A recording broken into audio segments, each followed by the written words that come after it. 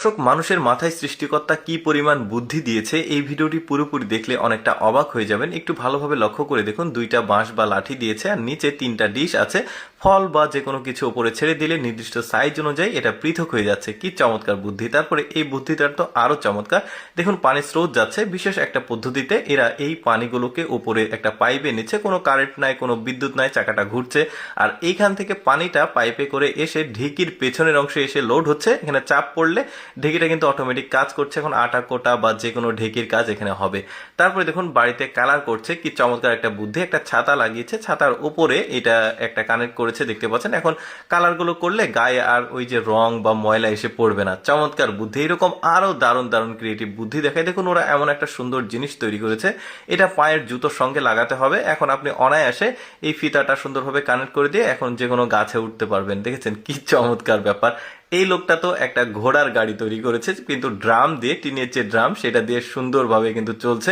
এটা কতটা কাজে লাগবে তা জানি না, তবে কিন্তু ক্রিয়েটিভ ব্রেন আর কি বলা যায়। তারপরে এখানে দেখুন রাজমিস্ত্রিরা যখন কাজ করে, মই থেকে এক জায়গা থেকে আরেক জায়গায় যেতে হয়, তখন খুব কষ্ট হয়। দেখুন ওরা সুন্দর একটা বুদ্ধি করেছে, এখন এটা চাপ দিলে এক জায়গা থেকে আরেক জায়গায় স্থানান্তরিত হচ্ছে।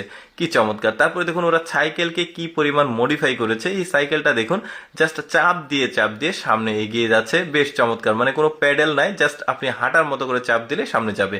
তারপরে দেখুন কৃষকদের জন্য সুন্দর একটা জিনিস ওরা তৈরি করেছে। দেখুন ভুট্টার বীজ বা যে কোনো বীজ লাগাতে অনেকটা সময় লাগে, এই জিনিসটা সুন্দরভাবে কাজ করছে। দেখুন এখন বীজগুলো লাগানো যাবে। তারপরে দেখুন রাজমিস্ত্রিরা কি সুন্দরভাবে কাজ করছে। সামনের দিক থেকে ওই জিনিসটা আছে আর পেছনের ওইটা একদম প্লেন প্লাস্টার হয়ে যাবে, আর সামনেটা জাস্ট সামান্য ফিনিশিং হবে, আর পেছনের যেটা আছে ওইটা দিয়ে কিন্তু সুন্দর প্লেন হয়ে যাচ্ছে। কি চমৎকার! তারপরে পাহাড়ি অঞ্চলের একটা সুন্দর বুদ্ধি দেখায়। দেখুন পাহাড়ি অঞ্চল অনেকটা উঁচু নিচু হয়, তো উপরে পাহাড়ের উপরে যে ফসল তারা উৎপাদন করে এগুলো জাস্ট এখানে ছেড়ে দিচ্ছে, এখন বাসার ভেতরে একদম চলে যাবে। কি সুন্দর একটা বুদ্ধি! তারপরে দেখুন এই মহিলাটার বুদ্ধি তো আরো সুন্দর।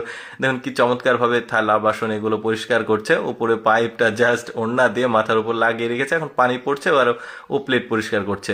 তারপরে দেখুন ধান লাগানোর জন্য আমাদের কৃষকরা অনেকটা সময় লাগায়, আর ওরা দেখুন একটা সুন্দর মেশিন তৈরি করেছে, জাস্ট ধানগুলো লেগে যাচ্ছে ঠেলা দিলেই। ওইখানে একটা প্রসেস আছে অবশ্য। তারপরে এখানে দেখুন রাজমিস্ত্রিরা কাজ করছে, কতটা সহজভাবে সুন্দরভাবে এখানে নকশা করছে। জাস্ট ওইটার উপরে বসছে, টান দিলে এটা কিন্তু সুন্দর একটা নকশা হয়ে যাচ্ছে।